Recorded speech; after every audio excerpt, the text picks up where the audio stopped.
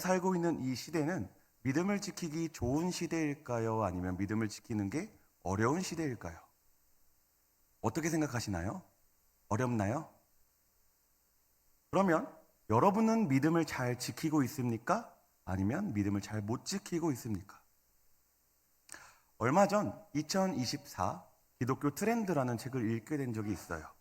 그 글에 따르면 지금 우리나라 전체 인구 대비 기독교 인구가 22%의 비율에서 약 16%의 비율로 줄어들었대요. 점점 많은 사람들이 교회를 떠나가고 있다는 증거이죠. 수년 전 찾아온 코로나는 우리의 교회를 너무나도 황폐하게 만들었습니다. 점점 모이는 공동체인 교회를 와해시키고 교회를 무너뜨렸습니다. 수많은 교회가 코로나를 두려워하며 예배를 중지했고 또한 정부 지침으로 모이기를 폐하였고 그로 인해 많은 성도들이 교회를 떠났습니다.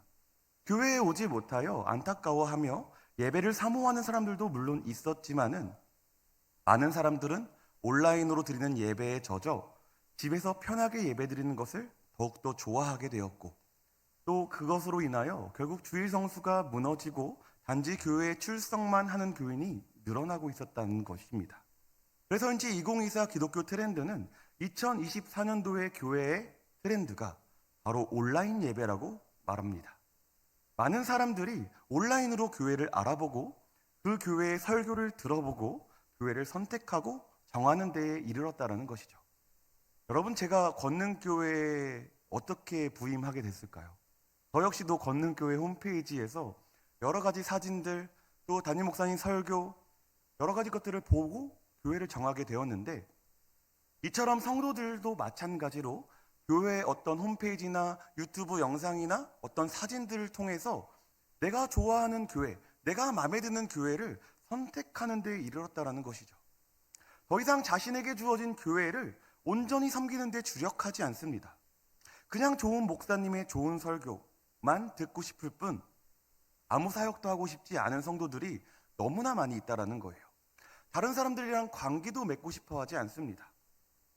그러다 보니까 자꾸만 대형 교회로 몰려들고 조그만 개척 교회들은 성도가 없어 무너지는 지경에 이릅니다.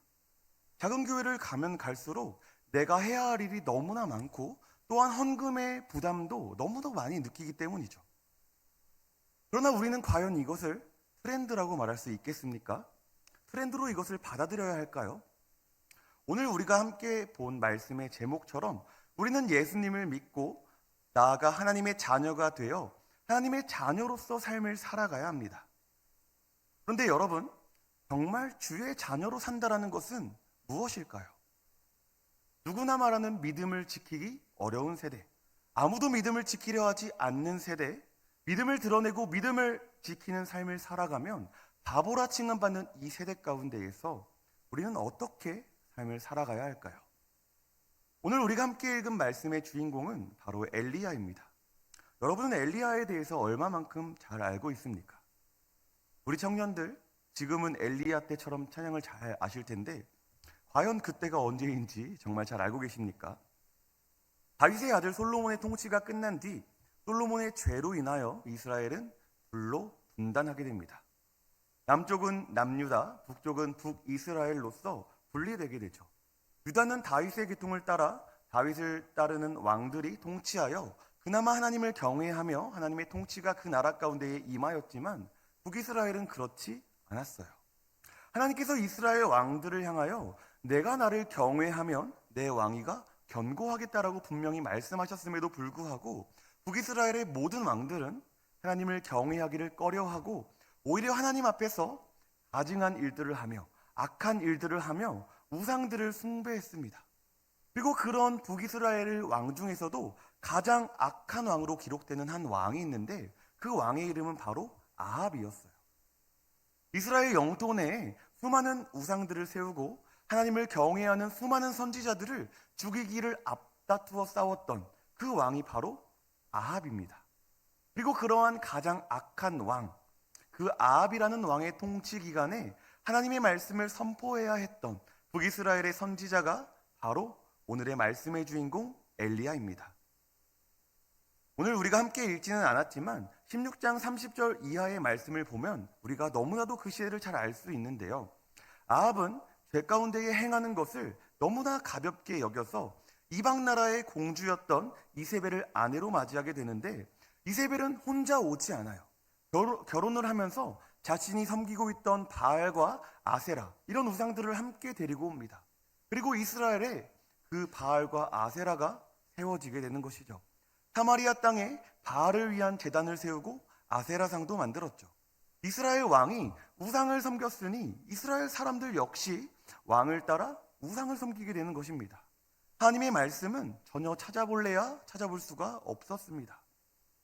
이전에 하나님께서는 여호수아를 통해 여리고성을 무너뜨리면서 다시 이 성을 재건할 때에 그 성의 기초를 놓을 때 맏아들을 잃겠고 성문을 세울 때 막내 아들을 잃겠다라고 분명히 말씀하셨음에도 불구하고 하나님의 말씀이 희귀하기 때문에 다시 여리고성을 재건하는 안타까운 역사가 나타나게 됩니다. 하나님의 말씀이 그만큼 희귀하던 시대였다라는 것이죠. 그러나 암흑기에 하나님의 말씀을 선포한 선지자가 오늘 말씀의 주인공 엘리야입니다. 엘리야는 등장과 동시에 하나님의 말씀을 선포하는데, 우리 다시 한번 오늘 본문 말씀 17장 1절 말씀을 함께 읽어보도록 하겠습니다. 함께 읽도록 하겠습니다. 시작. 길르앗에 우거하는 자 중에 기뎃 사람 엘리야가 아합에게 말하되, 내가 섬기는 이스라엘의 하나님 여호와께서 살아계심을 두고 맹세하노니 내 말이 없으면 수년 동안 비도 이슬도 있지 아니하리라 하니라. 아멘. 오늘 엘리야의 등장은 어쩌면 너무나도 과격합니다. 하나님을 대적하는 이스라엘의 왕에게 하나님의 이름으로 기근을 선포하며 말씀을 전하며 등장하는 것입니다. 생각을 한번 해봅시다. 안 그래도 하나님을 너무나도 싫어하고 경멸하는 아합이라는 왕에게 하나님을 믿는 한 선지자가 등장하여 하나님의 이름으로 저주를 퍼붓는 거예요. 너가 다스리는 이 나라가 앞으로 기근이 있겠다. 3년 6개월 동안이나. 더욱 놀라운 것은 엘리야가 싸우는 상대가 누구입니까? 온 이스라엘을 다스리는 왕입니다. 그것도 지금까지 통치하던 모든 왕들 중에 가장 악한 왕. 그렇다면 여러분, 엘리야는 과연 제정신이었을까요? 엘리야의 목숨이 2개였을까요? 아니면 죽고 싶어서 그랬을까요? 아니겠죠. 이렇게 생각해 볼 수 있을 것 같아요. 엘리야가 너무 하나님을 향한 믿음이 좋아서, 선지자니까 믿음이 너무 좋으니까 내가 사랑하는 하나님을 대적하는 저 못된 아합에게 선포하는 거예요. 야, 우리 하나님이 너 하나님을 경외하지 않는 너에게, 네가 다스리는 나라에게 앞으로 3년 6개월 동안 기근이 있을 거야 라고 담대하게 선포했다는 말이죠. 그러고는 엘리야는 사라집니다. 당당하게. 정말 여러분이 하나님이 살아계심을 믿는다면 우리도 그렇게 할 수 있어요. 하나님을 믿지 않는 사람들에게 당당하게 하나님을 선포하고, 하나님이 이것을 죄로 여기시기 때문에 하나님께 돌아오도록 촉구해야 하죠. 정말 놀라운 것은 오늘 엘리야가 선포한 그 선포가 정말 거짓이 아니었다라는 거예요. 정말 이스라엘의 3년 6개월이나 되는 긴 시간 동안 기근이 찾아옵니다. 그런데 문제가 발생하게 돼요. 담대하게 아합 왕에게 선포한 엘리야는 하루아침에 도망자 신세가 되는 것입니다. 하나님께서 강하게 보호해 주셔서 정말 강력한 천사들이 나타나 엘리야를 절대로 괴롭히지 못하게 해야 되는데, 오히려 하나님이 말합니다. 엘리야야, 저기 동쪽으로 가면 그릿 시냇가라고 있거든? 거기에 좀 숨어 있어. 내가 까마귀를 보내서 먹을 것을 갖다 줄게. 여러분, 이게 말이 됩니까? 전능하신 하나님이 우리의 길을 인도해 주시는데, 어차피 인도하실 거면 정말 당당하게 세상이 굴복하도록 인도해 주시면 너무너무 좋겠는데, 오히려 엘리야가 굴복해야 되는 거예요. 하나님의 말씀을 따라 담대하게 말씀을 선포했던 엘리야가 지금 도망자 신세로 그릿 시냇가에 가서 언제 올지 모르는 까마귀가 가져다 줄 음식을 기다리고 있었다는 것입니다. 그릿 시냇가도 하나님의 말씀을 따라 열심히 찾아갔지만 하나님이 내리신 기근 때문에 물이 말라 있었어요. 엘리야는 여러분 어떻게 해야 할까요? 이때 또 하나님의 말씀이 들립니다. 너는 사르밧에 가면 내가 과부 하나를 준비해 놨으니 거기에서 먹을 것을 달라 하고 그 먹을 것을 통해 너의 삶을 연장하라. 그것을 먹도록 해. 엘리야는 그 말씀을 듣고 순종해서 사르밧에 가게 됩니다. 아, 역시 하나님은 나를 버리지 않았어. 내가 갔던 그리 시냇가가 물이 마르니까 하나님이 또 다른 방편을 통해 나를 먹이시는구나 라고 생각했을 겁니다. 정말 사르밧에 갔더니 과부가 하나 있는 거예요. 엘리야가 이렇게 말합니다. 그릇에 물을 가져와 내가 마실 수 있도록 해주세요. 아, 그리고 올 때 빵도 한 조각 가져다 주세요. 하나님이 분명히 말했거든요. 과부를 만나면 그 과부가 너의 모든 것들을 책임져 주겠다고. 그런데 과부가 이렇게 말합니다. 저는 빵이 없고요. 통에 밀가루 조금이랑 기름 조금이 있는데 이것도 지금 나뭇가지를 겨우겨우 주셔서 저랑 제 자식이랑 이 남은 것으로 음식을 만들어 먹고 이제는 죽을 거예요. 아니, 하나님이 예비해 주셨다면서요. 이제 목숨을 끊으려고 하는 과부에게 여러분 무엇을 요청할 수 있겠습니까? 어떻게 음식을 공급받을 수 있겠냐는 말이죠. 그런데 하나님이 엘리야에게 말씀하시는 겁니다. 그 과부의 기름과 밀가루가 떨어지지 않으니 너는 다시 한번 요청하라. 엘리야가 당당하게 말합니다. 기름과 밀가루가 떨어지지 않을 것입니다. 그러니 나를 위해 빵을 만들어 주세요. 그 결과 과부가 정말 엘리야를 위하여 빵을 만들어 오죠. 그리고 그 빵을 먹으며 엘리야는 양식을 공급받게 됩니다. 모든 것이 해결된 것 같았어요. 기름과 밀가루가 줄어들지 않습니다. 그런데 그렇게 모든 것이 해결될 것 같았을 때 그 과부의 하나밖에 없는 아들이 갑자기 병이 들게 되었는데 그 병이 너무너무 심해서 그 아들이 돌연사 죽어버려죠. 그리고 과부가 이렇게 말합니다. 하나님의 사람이여, 당신이 이곳에 와서 제 아들이 죽었습니다. 여러분, 엘리야의 심정은 어땠을까요? 저라면 이렇게 얘기했을 것 같아요. 하나님, 도대체 저한테 왜 이러세요? 저 하나님의 말씀대로 다 했잖아요. 순종했잖아요. 그래서 여기까지 왔잖아요. 근데 왜 저한테 이런 시련을 자꾸만 주십니까? 사랑하는 성도 여러분, 우리가 믿음을 지킨다고 말할 때 착각하는 것이 있습니다. 예수를 믿고 그 믿음대로 삶에서 믿음을 지키려고 하면 하나님께서 우리를 보호해 주셔서 천국과 같은 젖과 꿀이 흐르는 가나안 땅으로 인도해 주실 거야 라는 생각입니다. 그런데 과연 여러분, 믿음을 지키면 우리 앞에 펼쳐지는 것이 천국과 같은 삶이던가요? 아니요, 그렇지 않을 것입니다. 오히려 불 가운데에 휩싸일 것이고 폭풍 가운데 무너질 것이고 나를 죽이려는 군사들이 쫓아오고 온갖 독사들이 드글드글대고 먹을 것도 마실 것도 결코 갖추어져 있지 않은 광야와 같은 삶을 살아갈 수밖에 없을 것입니다. 여러분, 예수를 믿고 나면 찾아오는 우리의 삶은 광야입니다. 오늘 엘리야의 삶은 계속해서 광야를 걷고 있는 삶이었다라는 것이죠. 하나님께서는 결국 엘리야에게 자신을 잡아 죽이려고 하는 아합에게로 인도합니다. 엘리야는 그곳에서도 하나님을 의지하며 당당하게 바알의 선지자, 아사랴의 선지자, 도합 850명의 선지자들과 대결을 합니다. 그리고 여호와의 이름으로 승리를 합니다. 모든 이스라엘의 백성들이 야, 우리의 진짜 하나님은 오직 여호와 하나님밖에 없어 라고 말하며 모든 우상의 선지자들을 죽이기에 힘씁니다. 여러분, 그러면 이제는 모든 것이 엘리야의 승리로 끝나야 하는데 아합의 아내 이세벨이 등장해요. 그리고 엘리야를 향하여 내가 너를 가만두지 않을 거야, 내가 너를 죽여버릴 거야 라고 말합니다. 힘들게 이겼는데도 오늘 엘리야의 신세는 또 죽음을 피해 도망가야 하는 것이죠.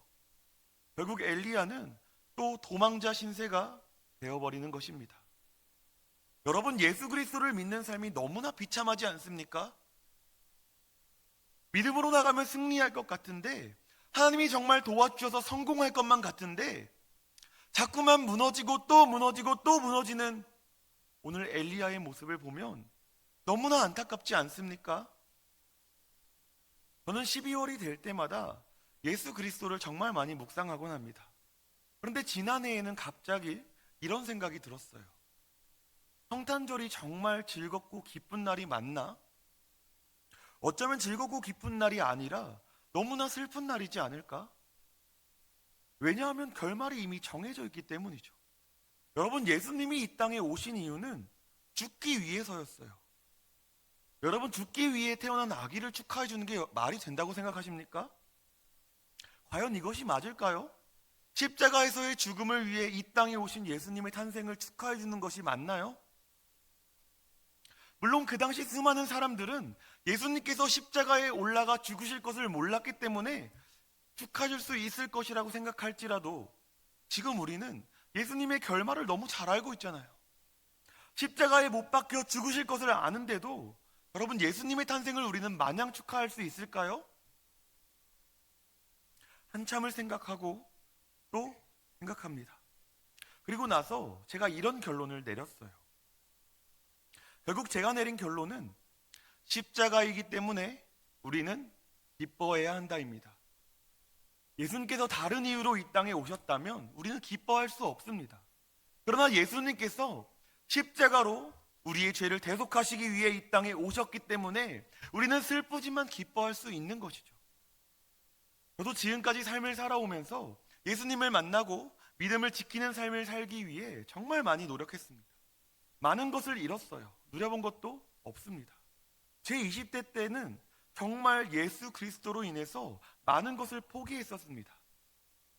저도 처음부터 주의 길을 가려고, 이런 목회자의 길을 가려고 결심해서 지금 이 자리에 오지 않았습니다. 제가 중학교에서 고등학교로 넘어갈 그쯤 제 꿈은 호텔리어가 되는 것이었어요.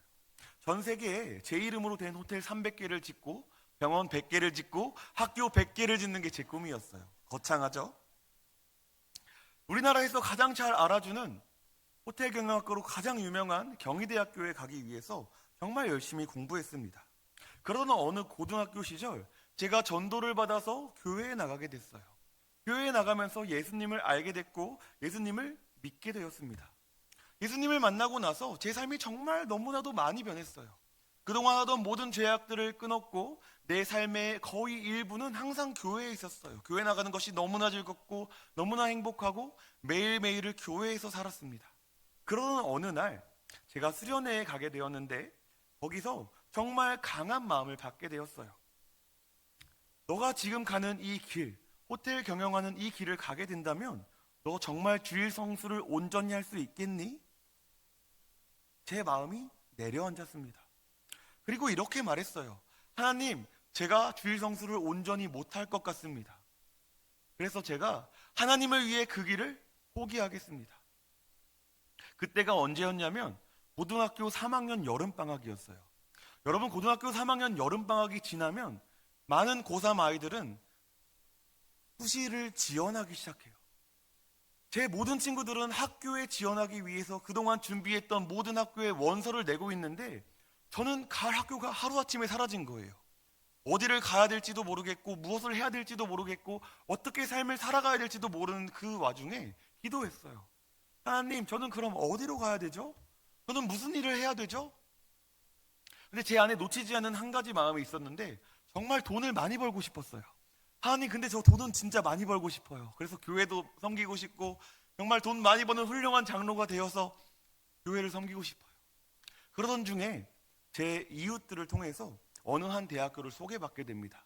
그 대학교의 이름은 한국농수산대학이라는 대학교였어요. 그 학교 안에 있는 수산양식학과라는 학과를 가면 되게 비전이 있다. 앞으로 2030년대가 되면 수산 자원, 먹을 게 없어서 양식하지 않고는 먹을 수 없다라는 거예요. 그러니까 그것들이 너무나 풍성하게 돈을 많이 벌 수 있고 또 내가 주일 성수 잘 할 수 있을 것 같고 그래서 제가 그 방향으로 진로를 바꾸게 됩니다. 하나님이 나를 이 대학으로 인도하여 주시는구나 라는 그 믿음의 확신을 가지고요. 아무 대학도 지원하지 않고 오직 그 대학 하나만을 지원하게 되는데 그 대학이 진짜 완전 최하향으로 지원한 학교였어요. 제 친구들의 대부분이 9등급인 친구들이 진짜 많았어요. 정말 너무너무 힘든 학교였는데 제가 하나님께서 인도하셨던 그 학교를 갔으니 제 학교 생활이 여러분 편했을까요? 그렇지 않았어요. 진짜 꼴통, 죄송해요. 진짜 그런 아이들이 너무너무 많아가지고 정말 매일매일 학교 친구들이랑 싸워야 되는데 어느 날이었어요. 학교에서 학과의 모든 사람들과 모여서 교수님까지 다 모여서 함께 단합을 하는 자리가 있었는데 어느 때와 다름없이 술이 오가는 그런 자리가 된 거예요. 그때 학과장 교수님이 오셔가지고 모든 학생들에게 다 술잔을 내밀고 다 술을 따라주기 시작하는데 저기 멀리서 돌아오기 시작하는 거예요. 제가 속으로 생각을 했죠. 나는 어떻게 해야 될까? 나는 어떻게 해야 될까? 제 앞으로 왔어요. 그럼 저한테 막 좋은 이야기들을 해주시면서 술을 따라주시는데 제가 교수님께 이렇게 얘기했어요. 교수님, 저는 예수님을 믿어서 술을 마실 수가 없어요. 그러니까 술 대신 음료수를 따라주시면 안 될까요? 그랬더니 저희 교수님이 그렇구나, 음료수를 줄까? 라고 얘기를 했을까요? 그렇지 않았어요. 너 지금 내가 주는 이 술을 안 받으면 너는 이번 학기 F야, 이렇게 얘기했어요. 정확하게.